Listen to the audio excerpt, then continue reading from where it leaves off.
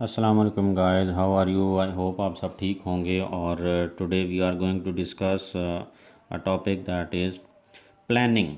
Public administration का एक important topic है और इसको आज हम कवर करेंगे।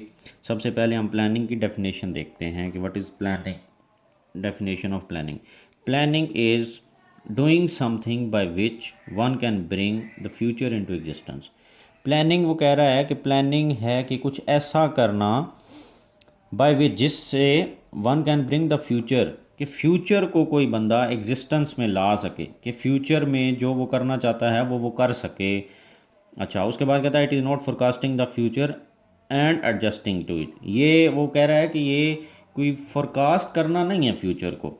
फ्यूचर को ऐसा नहीं है कि बता देना, बल्कि उसमें एडजस्ट होना, कि फ्यूचर अगर इस तरह का होगा तो उसकी प्लानिंग, एक बंदा मिसाल के तौर पे एक बंदा प्लानिंग कर रहा है कि आज कोई सिचुएशन ए है और फ्यूचर में सिचुएशन बी अगर डेवलप होती है तो उसके लिए, सिचुएशन बी के लिए वो अपने आप को चेंज करता है, या जो वो काम कर रहा है वो उस सिचुएशन बी के लिए उस काम को चेंज करता है, रेक्टिफिकेशन करता है उसके अंदर। तो बेसिकली प्लानिंग वो ये कह रहा है कि कुछ ऐसा करना ताकि फ्यूचर के अंदर जो सिचुएशन डेवलप हो उसके अंदर एडजस्ट हो जाना हो सके बंदा। तो दिस इज़ द प्लानिंग। अब टाइप्स ऑफ प्लानिंग क्या हैं? कि डेवलपमेंट प्लानिंग सबसे पहले टाइप्स ऑफ प्लानिंग के अंदर है। डेवलपमेंट प्लानिंग के अंदर बेसिकली जो ओवरऑल प्लानिंग है उसके बारे में बात की जाती है कि डेवलपमेंट में अब इकोनॉमिक, सोशल, इंफ्रास्ट्रक्चर, जैसे कि इकोनॉमिक, अपने रिसोर्सेज को बढ़ाना। एक कंट्री जो है वो, अगर एक हुकूमत जैसे पाकिस्तान के अंदर, पाकिस्तान की गवर्नमेंट है, वो डेवलपमेंट प्लानिंग के अंदर क्या करेगी?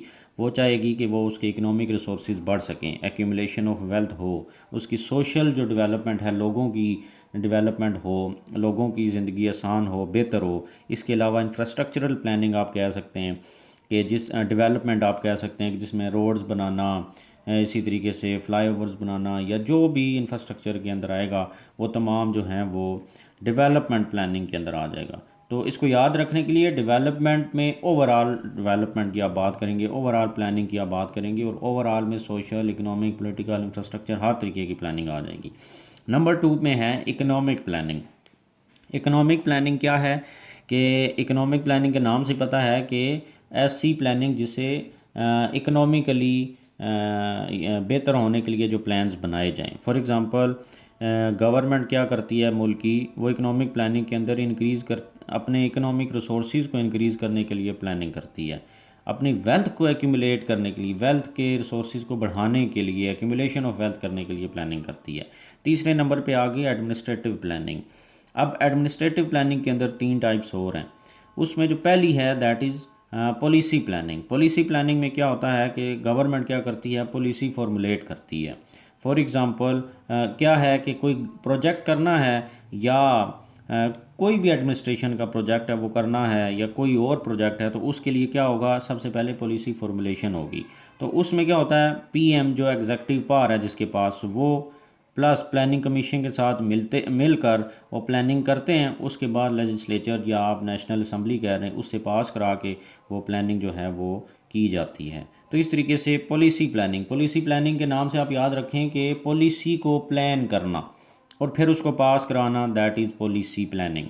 Number 2, program planning. Program planning में बेसिकली पॉलिसी प्लानिंग का ही रिव्यू लिया जाता है कि जो पॉलिसी बनाई गई है कोई प्रोजेक्ट करने के लिए, क्या वो पॉलिसी सही है, वो सही तरीके से इम्प्लीमेंट हो सकती है, हमारे पास जो रिक्वायर्ड रिसोर्सेज हैं जो उस पॉलिसी को इम्प्लीमेंट करने के लिए रिक्वायर्ड रिसोर्सेज हैं, क्या हमारे पास वो हैं, do we have those resources.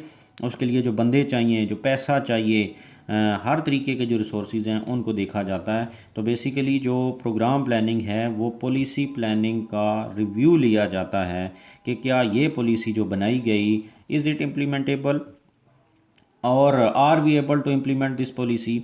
और नंबर 3 पे ऑपरेशनल प्लानिंग होती है। ऑपरेशनल प्लानिंग के अंदर क्या होता है कि ये बेसिकली जो प्रोग्राम या पॉलिसी बनाई गई उसको इम्प्लीमेंट करने के लिए होती है। ये कि जो पॉलिसी बन गई, फॉर एग्जांपल एक पॉलिसी बन गई कि हमने ये रोड बनाना है, या कोई इकोनॉमिक रिसोर्स बनाना है, या अपनी एक्सपोर्ट्स बढ़ानी है, या कोई भी एक मुल्क की पॉलिसी है, तो वो देखते हैं कि जो पॉलिसी बनाई गई उसको इम्प्लीमेंट कैसे करना है। बेसिकली ये इम्प्लीमेंटेशन की पॉलिसी होती है जो ऑपरेशनल प्लानिंग है।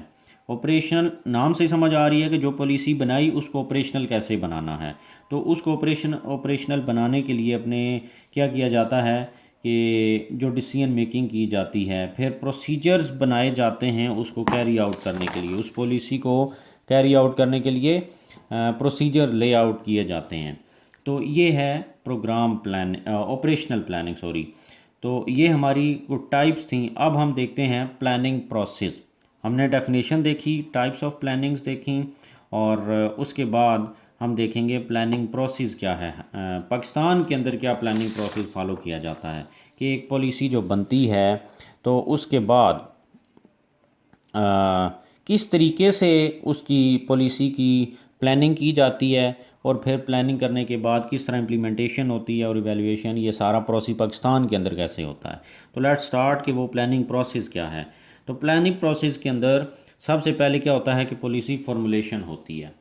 ये बड़ा इंपॉर्टेंट है, इसको आपने सही तरीके से समझना है। पेपर के अंदर इस तरीके से बनाएंगे तो बहुत अच्छा इम्पैक्ट पड़ेगा और उसको पता चलेगा चेक करने वाले को कि आपने कुछ पढ़ा हुआ है। तो पॉलिसी प्लानिंग जो है उसके लिए सबसे पहले क्या होता है कि आइडिया जनरेट होता है। इसमें क्या है, फॉर्मुलेशन हो रही है। सबसे पहले पॉलिसी फॉर्मुलेट होती है, फिर इम्प्लीमेंट होती है और फिर उसको इवेल्युएट किया जाता है। तो फॉर्मुलेशन के अंदर सबसे पहले क्या होता है, आइडिया जनरेशन होता है कि एक आइडिया जनरेट हुआ। फॉर एग्जांपल मैं आपको करंट गवर्नमेंट के उस पर्सपेक्टिव से समझाऊंगा ताकि इजीली समझ आ जाए कि कैसे ये प्लानिंग होती है। सबसे पहले आइडिया जनरेशन होती है। आइडिया जनरेशन क्या है कि फॉर एग्जांपल करंट गवर्नमेंट आई, इसने आइडिया जनरेट किया कि हम प्रोजेक्ट करेंगे जिसमें 50 लाख घर बनाएंगे। अब ये इन्होंने आइडिया एक जनरेट किया 50 लाख घर बनाने का।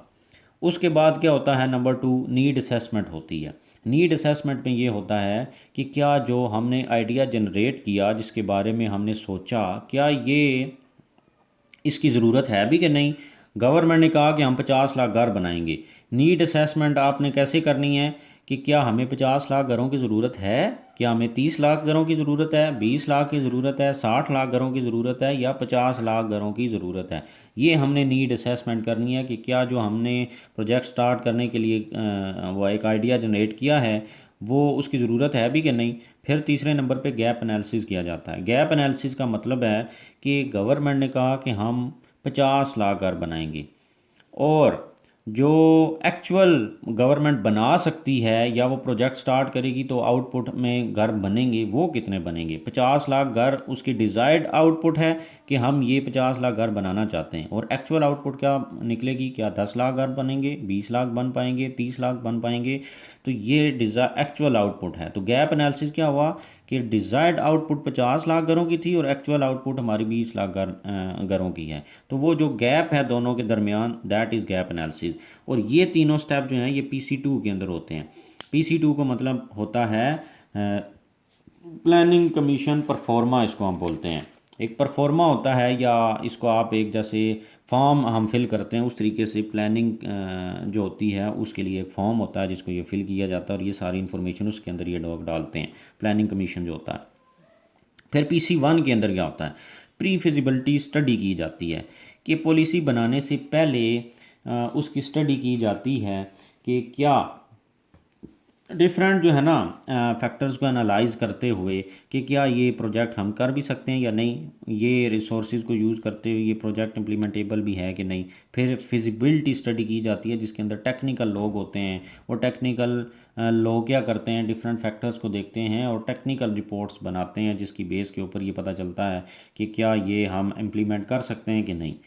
फिर उसके बाद पॉलिसी डिज़ाइन हो गया। जब प्री फिजिबिलिटी स्टडी हो गई, फिजिबिलिटी भी हो गई, अब पॉलिसी डिज़ाइन होने लगा है। उसमें क्या होता है, डिटेल प्रोग्राम ऑफ आइडिया, कि जो आइडिया जनरेट हुआ था अब उसका डिटेल्ड प्रोग्राम बनेगा। डिटेल में वो सारी की सारी ये रिपोर्ट्स भी डालते हुए नीड असेसमेंट ये सब चीज़ें बना के फिर पॉलिसी डिज़ाइन किया जाएगा और एक डिटेल प्रोग्राम ऑफ आइडिया बनाया जाता है। फिर नंबर 2 पे क्या होता है, अब यहाँ पर पॉलिसी डिज़ाइन हो चुकी है। पहले स्टेप में पॉलिसी बन गई, यहाँ पर आकर ये सारे फैक्टर्स को एनालाइज करने के बाद यहाँ पर उन्होंने पॉलिसी बना ली। नंबर 2 पे उस पॉलिसी को इम्प्लीमेंट करना है। अब उसमें क्या होता है कि 50 लाख घर आप प्रैक्टिकली फ़िज़िकली बनाने हैं। तो उसमें पॉलिसी एग्जीक्यूशन होती है सबसे पहले, कि जो पॉलिसी बनाई है उसको एग्जीक्यूट करने में प्रैक्टिकली ऑन ग्राउंड अब काम स्टार्ट हो गया। तो उसमें सबसे पहला क्या है, पॉलिसी एग्जीक्यूशन। जो पॉलिसी बनाई, जो प्लान बनाया उसके तहत प्रैक्टिकली काम स्टार्ट हो गया। नंबर 2 पे एक्टिविटी डिज़ाइन होता है, कि एक्टिविटी डिज़ाइन में होता है कि डिफरेंट एक्टर्स हैं, उनको डिफरेंट काम्स दिए हुए हैं, मैनेजर्स हैं डिफरेंट जो हैं उस प्रोजेक्ट के अंदर जो हैं इकोनॉमी टेक्निकल लोग अलग हैं, जो पैसे वाले एडमिनिस्ट्रेशन वाले वो अलग हैं, जो इकोनॉमिक फैक्टर्स को देख रहे हैं वो अलग हैं। तो हर एक को अपना अपना रोल असाइन किया जाता है जो उस प्रोजेक्ट पे देखते हैं, और इस तरीके से एक्टिविटी डिज़ाइन होती है। फिर क्रिटिकल एंड अलाइड पाथ भी होता है जिसको फॉलो करते हुए उस प्रोजेक्ट को इम्प्लीमेंट किया जाता है। फिर प्रोजेक्ट कंट्रोल्स देखे जाते हैं। प्रोजेक्ट कंट्रोल्स क्या हैं, कि रिपोर्ट्स, अब कंट्रोल कैसे होगा, रिपोर्ट बनाई जाती हैं, परफॉर्मेंस रिपोर्ट्स। उनके तहत क्या होता है प्रोजेक्ट कंट्रोल के, क्या सारे लोग अपना अपना काम कर रहे हैं सही, वो जो एक्टर्स जिनको हमने डिफरेंट का रोल्स दिए हुए हैं वो अपना अपना काम कर रहे हैं कि नहीं कर रहे, जो पॉलिसी डिज़ाइन की गई उसी के तहत काम हो रहा है या नहीं हो रहा। फिर प्रोजेक्ट मॉनिटरिंग प्लस प्रोग्रेस, इसमें मॉनिटरिंग भी आ जाती है और प्रोग्रेस दोबारा आ जाती है, कि मॉनिटरिंग फिर इन्हीं रिपोर्ट्स के तहत की जाती है, फिर या वो जो देखा जाता है कि जो हमने आइडिया दिया था, जो पॉलिसी बनाई थी फर्स्ट PC1 के अंदर पॉलिसी डिज़ाइन किया था, उसके तहत ही काम हो रहा है, रिक्वायर्ड टाइम के अंदर होगा नहीं होगा, प्रोग्रेस रिपोर्ट्स बनाई जाती हैं और इस तरीके से उसको मॉनिटर प्लस प्रोग्रेस देखी जाती है। तो यहाँ पर अब हमने क्या किया, उसको इम्प्लीमेंट कर दिया, पॉलिसी प्रैक्टिकली एग्जीक्यूट करा दी, लोगों को रोल्स दे दिए, डिफरेंट तरीक़ों से काम करवाया, फिर वो रिपोर्ट्स बनाई जा रही हैं जिसके तहत उनकी परफॉर्मेंस देखी जा रही है। आखिर में क्या होता है, इवैल्यूएशन होती है, और वो इवैल्यूएशन में तीसरा स्टेप है और उसमें PC4 बनता है। PC4 क्या, ये एक और परफॉर्मा होता है, इसमें क्या होता है, प्रोजेक्ट क्लोजर, प्रोजेक्ट यहाँ तक आकर कंप्लीट हो चुका है, अब हम उसको इवैल्यूएट करने जा रहे हैं। क्लोजर में जब प्रोजेक्ट क्लोज करने जा रहे हैं तो अब क्या होगा, original plus extended time and amount etcetera, इसमें क्या होगा कि प्रोजेक्ट मिसाल के तौर पे 1 साल का था, क्या वो 1 साल के अंदर भी कंप्लीट हुआ कि नहीं हुआ, 1.5 साल ले गया, 2 साल हो गया। फॉर एग्ज़ाम्पल जैसे कि हमने BRT का प्रोजेक्ट है पेशावर वाला, वो पहले 6 महीने, फिर साल, 2 साल, 3 साल, तो वो एक्सटेंड होता गया, तो उसमें पैसे भी ज़ाहिर है जब वो लगा, पहले महंगाई कम थी, फिर मज़ीद बढ़ती गई, बढ़ती बढ़ती, तो वो उसके अमाउंट जो है वो भी बढ़ जाएगी, तो प्रोजेक्ट महंगा से महंगा होता गया। तो इस तरीके से प्रोजेक्ट क्लोजर देखा जाता है, क्लोज़ करते हुए जो फाइल्स बनाई जाती हैं, जो डॉक्यूमेंट्स बनाए जाते हैं, उनमें ये चीज़ें एक्सटेंडेड टाइम, अमाउंट और अदर फैक्टर्स को देखा जाता है। फिर PC5 में इम्पैक्ट देखा जाता है नेशनल लेवल पे, कि जो हमने प्रोजेक्ट किया इसका इम्पैक्ट क्या पड़ा, पॉजिटिव पड़ा, नहीं पड़ा, पड़ा भी कि नहीं, नेगेटिव इम्पैक्ट पड़ा, वो उसको इम्पैक्ट को देखा जाता है। फिर इवैल्यूएशन जब की जाती है तो उस वक्त इवैल्यूएशन करते हुए परफॉर्मेंस देखी जाती है हर एक की, क्या ये प्रोजेक्ट इन टाइम कंप्लीट हुआ कि नहीं। यहाँ पर सिर्फ लिखा कि टाइम में कंप्लीट हुआ, अमाउंट कितनी लगी, ज़्यादा लगी, कम लगी, जितनी रखी थी उतनी लगी, तो यहाँ पर आप परफॉर्मेंस देखी जा रही है, इन टाइम, मेट गोल्स और नॉट, इवेल्युएट करने जा रहे हैं अब हम। फिर जब इवेल्युएट हो गया तो अब अकाउंटेबिलिटी होगी, जिन अगर तो वो टाइम में कंप्लीट हो गया तो उनको क्या दिए जाते हैं, रिवार्ड्स दिए जाते हैं, और रिवार्ड्स देने के बाद क्या होता है कि अगर वो टाइम में कंप्लीट नहीं हुआ, अमाउंट ज़्यादा लग गई, तो पेनल्टीज़ दी जाती हैं, करप्शन अगर हुई तो ये सारी चीज़ें, एक्स्ट्रा बजट क्यों लगा, टाइम में काम क्यों नहीं कंप्लीट हुआ, फ्लास जो आए वो क्यों नहीं आए, क्या पॉलिसी सही नहीं थी बनी, ये तमाम चीज़ें यहाँ पर आकर अकाउंटेबल ठहराया जाता है उन तमाम लोगों को जो स्टेक होल्डर्स होते हैं। तो इस तरीके से पाकिस्तान के अंदर जो पॉलिसी प्लानिंग प्रोसेस है वो ये बनता है, और इसको फॉलो करते हुए प्रोजेक्ट्स को कंप्लीट किया जाता है। तो ये थी हमारी प्लानिंग, उसकी डिफरेंट टाइप्स, और फिर प्लानिंग प्रोसेस, और नेक्स्ट लेक्चर के अंदर हम प्लानिंग मशीनरी को देखेंगे। Thank you very much.